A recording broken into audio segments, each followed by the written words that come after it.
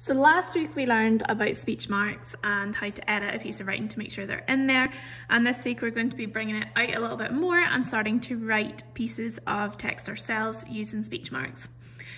So we're going to quickly look over these rules and then I'm going to move on to talk about the specific task we're going to be doing today. So some rules for speech marks, they can also be called quotation marks or inverted commas, but in this case we are just going to call them speech marks.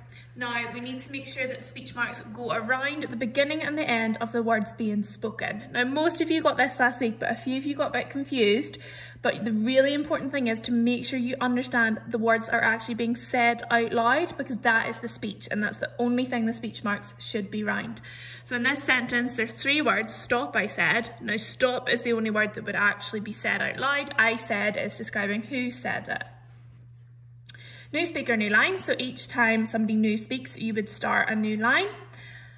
Then we've got capital letters. Begin what is being spoken with a capital letter. So you can see there, what an amazing day he announced. Inverted commas are also called, so they're speech marks and quotation marks.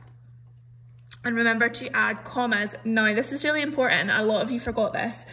Before you can close a speech mark, there needs to be some kind of piece of punctuation. That could be a comma, an exclamation mark, a full stop, a question mark, but there has to be some kind of punctuation before the speech mark shut. If there's none, you are wrong.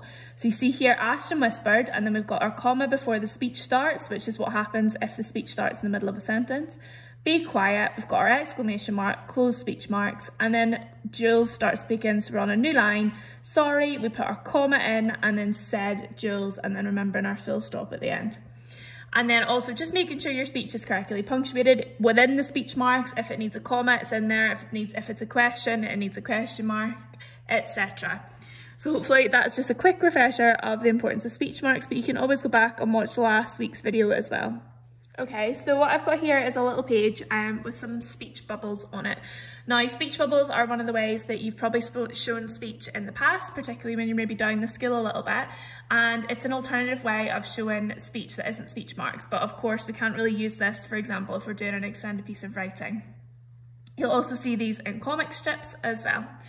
So let's have a look at this first one here. So the little speech bubble, the hippo is saying, I wish I could play the cello.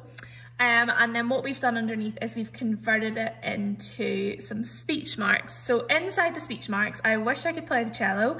You can see that the comma comes before the speech marks, before it closes, which is great, because remember we always need punctuation before we close them. And then we've added side the hippo. Now, it's really important to include some kind of clause, and that's basically explaining who said it and how they said it. You can add a bit more detail as well, but it's important to add some of that in there as well. And of course, a lot of this you will just be making up. It doesn't say how he said that, but if someone's saying they wish they could play the cello, you're probably quite keen for them to, you know, they're probably quite sad or upset or like, oh, I wish I could play the cello kind of thing. So side is a good choice of word. So let's look at this next one and try and do it together. So I'm just going to pop the text box in. Okay, so the first thing I'm going to do is put my speech marks in. Why does nobody believe I can play the cello? So that's the piece that has been said.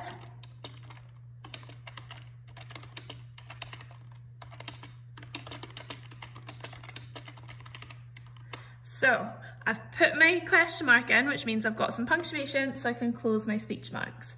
So I am going to pick a word to describe how I think the hippo would say this. So I'm going to go for pondered. Pondered the hippo. Okay, so you can see there I've added that clause in there to describe how the hippo has said it. Pondered means kind of wondering. Let's try this last one here. So I'll do the same, I'll pop a text box in. Okay, so I'm going to open my speech marks again. My favourite food is apples. Now, what I'm going to do is I'm going to have a pause here. My favourite food is apples, declared the hippo. And then I'm going to open my speech marks again. Now, I don't need to take a new line, because it's the same person that is speaking, but it's still continuing. Oh,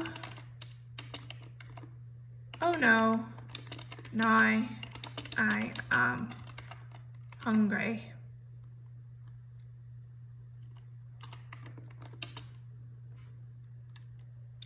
What should we use for that? Side, or we've used side already, so complained the hippo.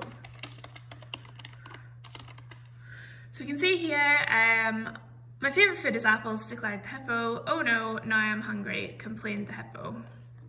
Now I'm reading that because I've said the hippo twice. I don't particularly like it. So I'm going to change it, I think, to he complained. Just like that. So you can see that each time I've used speech marks, I've got a piece of punctuation at the end. In this case, I've got a comma, and I've got some clauses. My favourite food is apples, declared the hippo. Oh no, now I'm hungry, he complained. And we don't need a new line because it is the same person speaking. So your task for today, there's different ones for different groups, but it's all going to be converting some speech into some text with speech marks. Now, the task is not just to put speech marks around what is being said. I want you to add some maybe description, some clauses, some information as well. I'm going to show you an example of one that I have done. Now this isn't going to be everyone's task, but it'll be a similar kind of thing. So you can see here I've got a little comic strip and it's got two characters. I've named this one Dina and this one is just Mum. I didn't know those, I've just made them up, but she calls her mum, I think, in it, or I just assumed it was her mum, so that's what I've gone for.